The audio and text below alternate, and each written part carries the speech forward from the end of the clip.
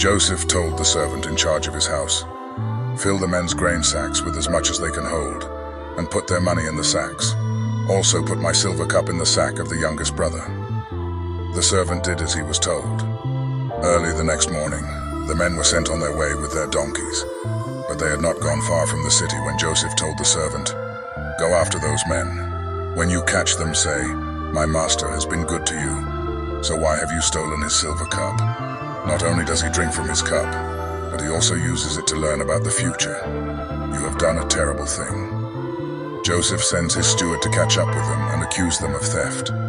The brothers vehemently deny the accusation, offering to submit to punishment if the cup is found in their possession. The steward searches their sacks, starting with the eldest brother and ending with Benjamin, where the cup is discovered. Distressed, the brothers return to Joseph's house, where they plead for mercy. Joseph told them, "I would never punish all of you. Only the one who was caught with the cup will become my slave. The rest of you are free to go home to your father." Judah went over to Joseph and said, "Sir, you have as much power as the king himself, and I am only your slave. Please don't get angry if I speak. You asked us if our father was still alive, and if we had any more brothers. So we told you our father is a very old man. In fact, he was already old when Benjamin was born. Benjamin's brother is dead. Now Benjamin is the only one of the two brothers who is still alive, and our father loves him very much.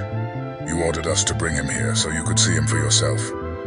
We told you that our father would die if Benjamin left him, but you warned us that we could never see you again, unless our youngest brother came with us. So we returned to our father and reported what you had said. Later our father sent us back here to buy more grain, but we told him, 'We can't go back to Egypt without our youngest brother. We will never be let in to see the governor, unless he is with us.' Sir, our father then reminded us that his favorite wife had given birth to 2 sons.